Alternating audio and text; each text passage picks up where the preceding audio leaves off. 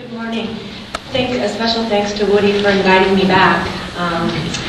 When I spoke in November, it was such a gift to me. It was such a special day for me at that time.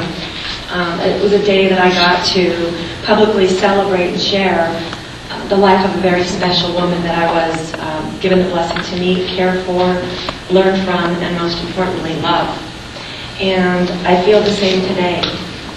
If I can just open one heart and one mind today, then my trip from Kalispell to Billings will be worth it. So again, thank you for having me here today. And thank you to my dear friend Eileen for accompanying me and taking the time from her family to join me. As Woody said, my name is Michelle Alexander, and I'm a home health hospice nurse. I've been a registered nurse for almost 25 years, and the majority of my career being in home health and hospice. In that time, I've had the opportunity to care for hundreds, probably thousands of ill and dying patients, covering a broad spectrum of humanity, including the rich, the poor, the old, the young, male, female, and of various nationalities. Back in the year 2006, I was blessed with an assignment to care for a patient who touched my heart and touched my life in a way that no other had. And her name was also Michelle. And she just spelled hers with an S. And Michelle was a transgender woman.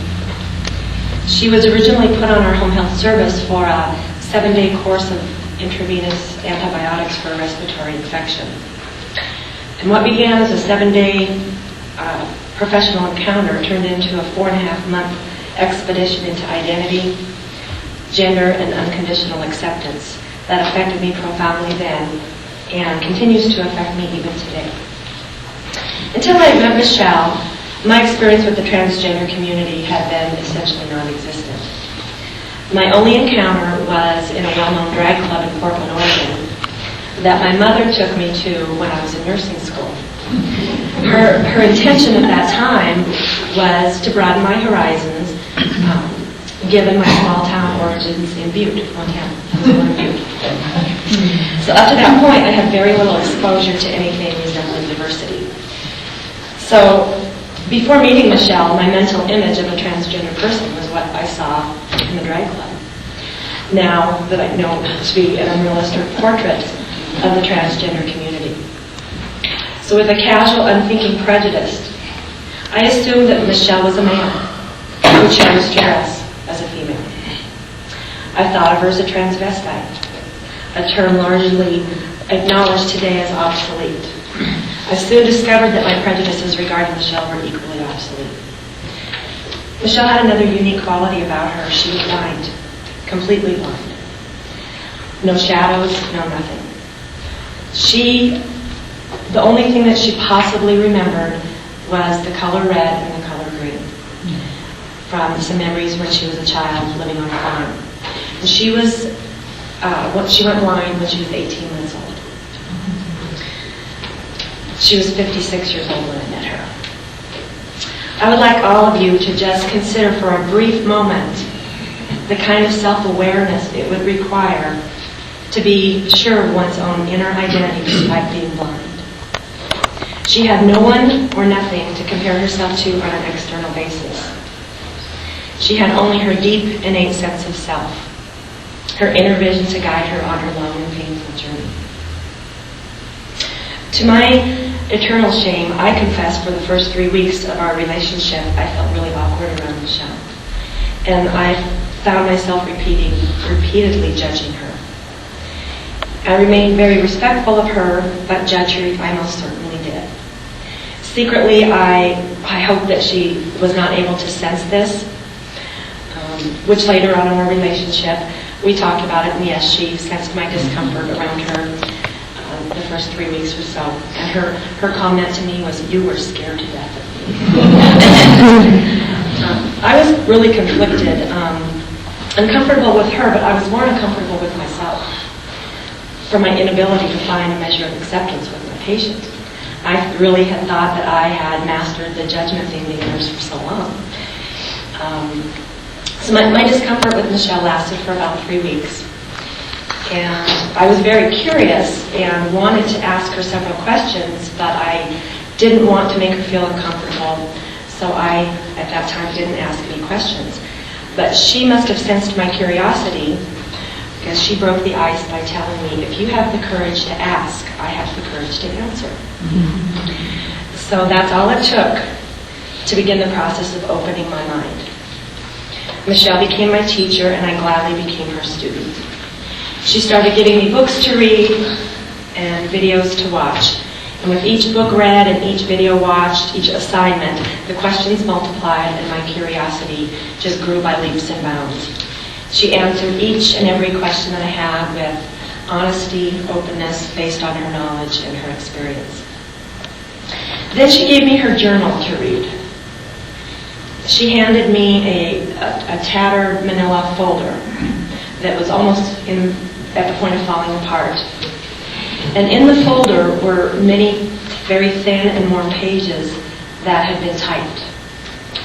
And Michelle typed these pages on an old-fashioned typewriter. Remember, she was blind, it wasn't Braille, it was on an old-fashioned typewriter. And it covered the years from 1988 to 1991, which that was the time period of her transition from Michael to Michelle. It was filled with her deepest emotions and her darkest fears. Reading it, I discovered that her existence was filled with pain, rejection, fear, and moral questions, the likes of which I'd never considered. I realized at that point that I was the one who was blind. But now my eyes were open, and I understood. I could see that being a transsexual was not a choice, nor was it a lifestyle. It could have only come from within.